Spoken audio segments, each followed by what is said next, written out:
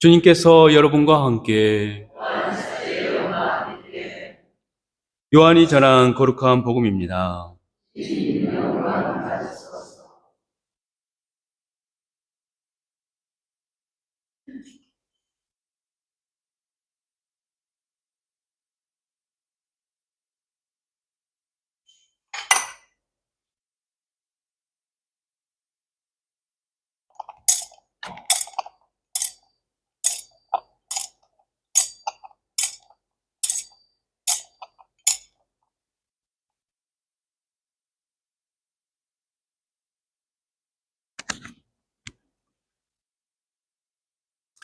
그때 예수님께서 유다인들에게 말씀하셨다. 나는 하늘에서 내려온 살아있는 빵이다. 누구든지 이 빵을 먹으면 영원히 살 것이다. 내가 줄 빵은 세상에 생명을 주는 나의 살이다. 그러자 저 사람이 어떻게 자기 살을 우리에게 먹으라고 줄 수 있단 말인가 하며 유다인들 사이에 말다툼이 벌어졌다. 예수님께서 그들에게 이르셨다. 내가 진실로 너희에게 말한다. 너희가 사람의 아들의 살을 먹지 않고 그의 피를 마시지 않으면 너희는 생명을 얻지 못한다. 그러나 내 살을 먹고 내 피를 마시는 사람은 영원한 생명을 얻고 나도 마지막 날에 그를 다시 살릴 것이다. 내 살은 참된 양식이고 내 피는 참된 음료다. 내 살을 먹고 내 피를 마시는 사람은 내 안에 머무르고 나도 그 사람 안에 머무른다. 살아계신 아버지께서 나를 보내셨고 내가 아버지로 말미암아 사는 것과 같이 나를 먹는 사람도 나로 말미암아 살 것이다. 이것이 하늘에서 내려온 빵이다. 너희 조상들이 먹고도 죽은 것과는 달리 이 빵을 먹는 사람은 영원히 살 것이다. 주님의 말씀입니다. 예전에 어떤 모임에서 제가 이런 질문을 했습니다. 삶에서 가장 중요한 것은 무엇입니까? 근데 아무도 대답을 안 하시더라고요. 그래서 제가 질문을 다시 바꿔서 드렸습니다. 이 세상에서, 삶에서 돈 빼고 가장 중요한 게 무엇입니까? 라고 질문을 드렸더니 대부분 즉각적으로 사랑이라고 말씀하셨습니다. 그래서 우리는 가끔 이 돈과 사랑이 양립할 수 없는 서로의 관계라고 이제 생각을 하는데, 또한 가끔 드라마 보면 이런 이야기도 나오죠. 사랑하는 사람과 결혼하면 좀 경제적으로 가난하게 살고, 근데 좀 사랑하진 않지만 그 사람과 결혼하면 경제적으로 좀 풍요롭게 살고, 어떤 그런 대비되는 주제들도 드라마에서 가끔 나오긴 합니다. 오늘 복음은 우리들에게 어떤 그런 비슷한 초대를 하는 것 같기도 합니다. 이스라엘 백성들이 먹었던 만나, 그리고 오늘 예수님께서 선포하신 당신 생명의 빵, 이 양자 사이에서 둘 중에 하나를 마치 선택하도록 우리를 초대하시는 것 같습니다. 이 비슷한 이야기도 우리가 잘 기억하고 있죠. 예수님께서 40일 동안 광야에서 단식하시고 나서 유혹을 받으시면서 사탄에게 이렇게 말씀하시죠. 사람이 빵으로만 사는 것이 아니라 바로 하느님의 말씀으로 사는 것이다. 그래서 이 빵과 하느님 말씀 사이에서 우리는 선택해야만 하는, 마치 어떤 죽느냐 사느냐 그것이 문제로다라는 어떤 비극적 주인공의 그 선택처럼 우리도 세상의 빵인가 아니면 예수님의 빵인가 라는 그 기로에 서 있는 것 같기도 합니다. 하지만 이 둘의 관계를 우리는 종종 오해하기도 합니다. 왜냐하면 예수님께서, 하느님께서 우리가 매일 먹어야 할 이 세상의 빵에 대해서 결코 가볍게 다루지 않으십니다. 우리가 뭐 대부분 바치시겠지만 우리가 매일 바치는 주님의 기도 안에 이렇게 기도하죠. 하늘의 뜻을, 하느님의 아버지의 뜻을 구하긴 하지만 동시에 하느님 아버지께 우리는 오늘 일용할 양식을 항상 청합니다. 그래서 예수님께서 결코 우리들에게 우리가 먹어야 할 빵에 대해서 결코 간과하지 않으십니다. 마치 우리가 돈은 별로 중요하지 않고 하느님의 말씀은 중요하다라고 우리가 말을 한다면 우리는 스스로 위선자가 될 수도 있습니다. 이제 다만 문제는 뭐냐면 이 세상의 빵, 그리고 예수님의 빵에 대해서 우리가 어떤 마음가짐, 어떤 태도로 살아갈지 문제인 것 같습니다. 제가 굳이 여러분께 말씀드리지 않아도, 요즘 세상의 빵에 관련해서 아주 위험한, 아주 우리를 병들게 하는 중요한 두 가지 가치관이 있죠. 제가 강론 시간이라서 여러분께 질문하진 않겠습니다. 제가 답을 말씀드릴게요. 물질주의와 경쟁 비교 우위주의죠. 이 두 가지 아주 무서운, 아주 위험한 이 가치관이 세상의 빵을 지배하게 될 때 우리는 정말 아주 위험한 삶을 살 수도 있습니다. 영적으로. 그래서 얼마 전에 작년 11월 달인가 어떤 미국 그 리서치 기관에서 17개 주요 국가 국민들에게 삶에서 가장 가치 있는 것이 무엇인가라고 조사를 했습니다. 근데 대부분의 국가 사람들은 가장 가치 있는 것을 가족이라고 대답을 했어요. 근데 한국 사람들은 50% 이상이 뭐 아시겠죠? 돈이라고 답을 했습니다. 근데 한국 사람들은 정말 솔직한 것 같아요. 중요하니까 돈이라고 이제 가치 있는 거라고 말씀을 했겠죠. 근데 이제 이 물질이 이 세상에 특별히 또 중요하게 된 어떤 그 역사를 보면 이제 18세기, 19세기 산업혁명을 거치면서 이제 우리가 쓰는 일상용품들이 상품화가 되어 버렸습니다.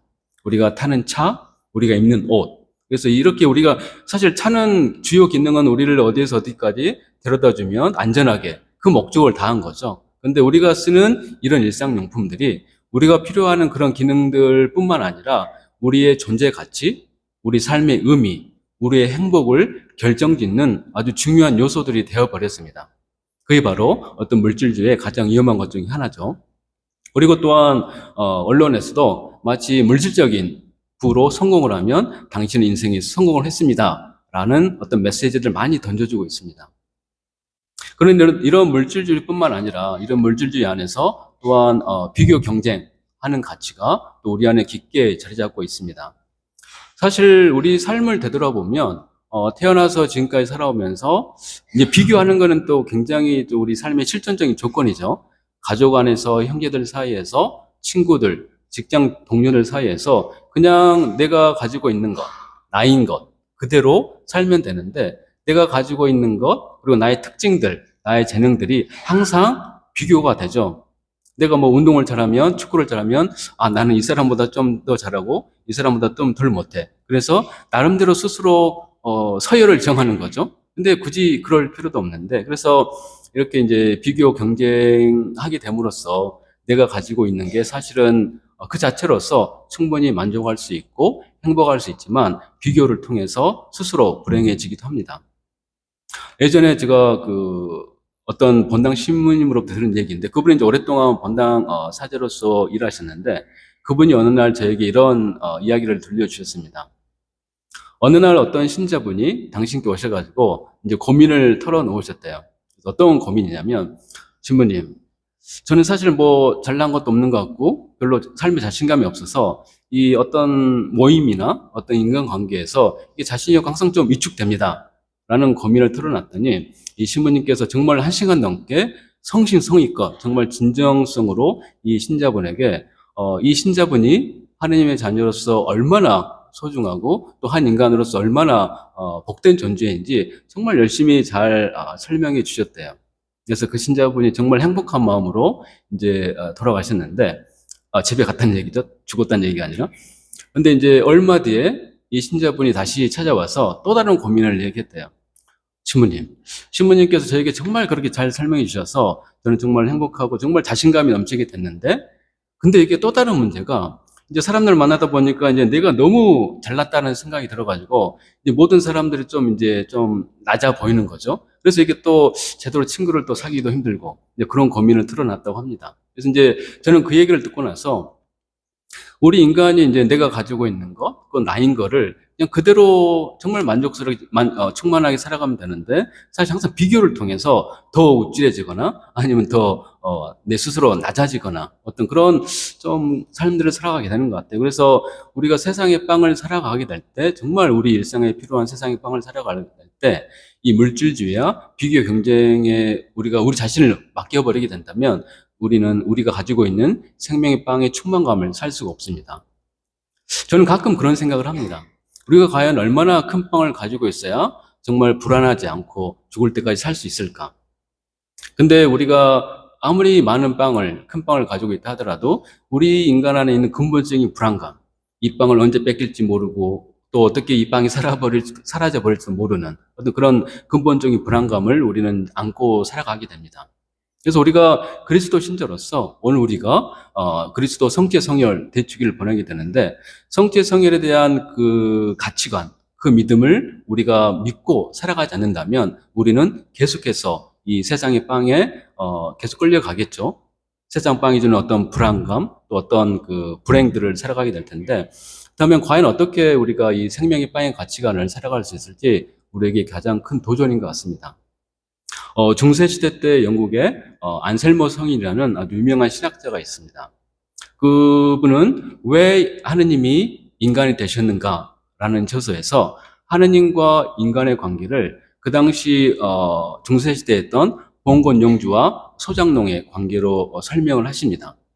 봉건용주는 큰 땅을 소유하고 있죠. 그리고 그 땅을 신하들에게 나눠줍니다. 그래서 신하들은 그 받은 땅에서 농사를 짓고 거기에 나온 소출을 일정량 이제 봉건용주에게 바치죠.